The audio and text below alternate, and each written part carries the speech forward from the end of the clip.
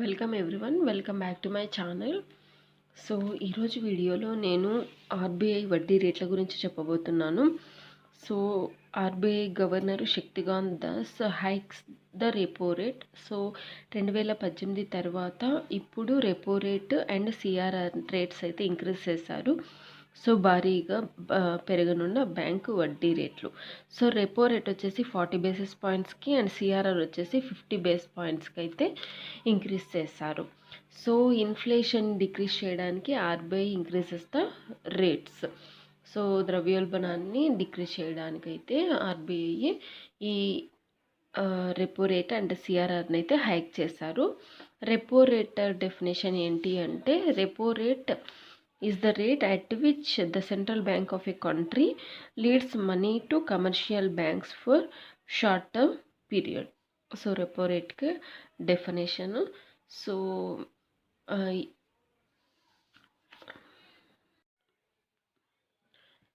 control inflation by acting on liquidity. So inflation ద్రవ్యోల్బణం. ఇన్ఫ్లేషన్లో మనకి డిఫరెంట్ టైప్స్ ఆఫ్ ఇన్ఫ్లేషన్స్ ఉంటాయి. Demand pull, cost push and built in inflation. Inflation in India cannot be described just as cost push and abundance of liquidity has been an important factor. So నేను ఇంతకుముందు చెప్పినట్లుగా Reserve Bank of India RBI to raise the repo rate by 40 basis points and cash reserve ratio by 50 points. So hike అన్నది అయితే చేశారు. So ఇన్ఫ్లేషన్ని decrease చేయడానికి and ఇన్ఫ్లేషన్ని tackle చేయడానికి ఆర్బీఐ అయితే ఈ డెసిషన్ తీసుకున్నారు. Inflation has assumed a మెన్సింగ్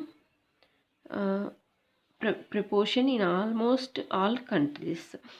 So the situation is the worst in the United States, where the consumer price inflation stood in March 2022 at 8.56%, a level not reached for several decades. Consumer price index inflation in India stood in March 2022 at 6.95%. So మనము ఇవైతే important బిట్స్గా అయితే చెప్పుకోవచ్చు. RBI repo rate and సిఆర్ఆర్ని ఎంత పాయింట్స్కి, basis పాయింట్స్కి అయితే ఇంక్రీజ్ చేశారు. అండ్ అలానే consumer CPI inflation in India మార్చి 2022కి 6.95%గా ఉంది.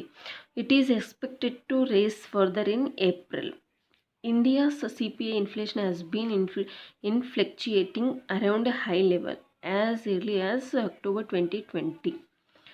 సో మనకైతే 2022 మార్చికి 6.95%గా సిపిఐ అన్నది ఉన్నది. సో మనకి మెయిన్గా ఈ ఆర్టికల్ ద్వారా మనకి ఏమర్థమవుతుంది అంటే, ఇన్ఫ్లేషన్ అది దేని వలన అక్కరవుతుంది అండ్ మెయిన్ కాసెస్ ఏంటి అండ్ దాని నుంచి ఓవర్కమ్ అవ్వడానికి రీజన్స్ ఏంటి అన్నది. So impact on production, issues of inflation and growth. And so ఇక్కడ మనం చూసినట్లయితే issues of inflation. Even as the economy picked up steam in 21-22, inflation also become an issue. As mentioned at the beginning, this is a worldwide phenomenon. In the US, the explanation has been quite simple. There has been explosion of the Fed. So next, concomitant additions. Commenting on the increase in repo rate and rise in CRR, some have commented that this is a double whammy. So inflation in India cannot be described just as cost push. Abundance of liquidity has been an important factor. The April monetary policy statement talked of a liquidity overhang of the order of 8.5 lakh crore. Beyond a point, inflation itself can hinder growth. Negative real rates of interest on savings are not conducive to growth. If we want to control the inflation, action on liquidity is very much needed, with a concomitant rise in the interest rates on deposits and loans. ద్రవ్యోల్బణం ఏర్పడడం వలన RBI ఈ repo rate and సిఆర్ఆర్ని అయితే hike చేస్తారు.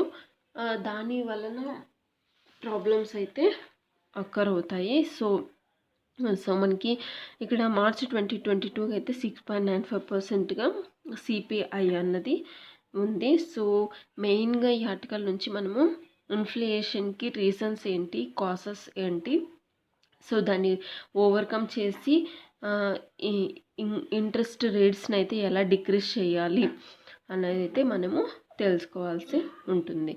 So ఇది world wide phenomenon. So ఎకానమీలో ఇది major చేంజ్గా అయితే మనము చెప్పొచ్చు. So thanks for watching.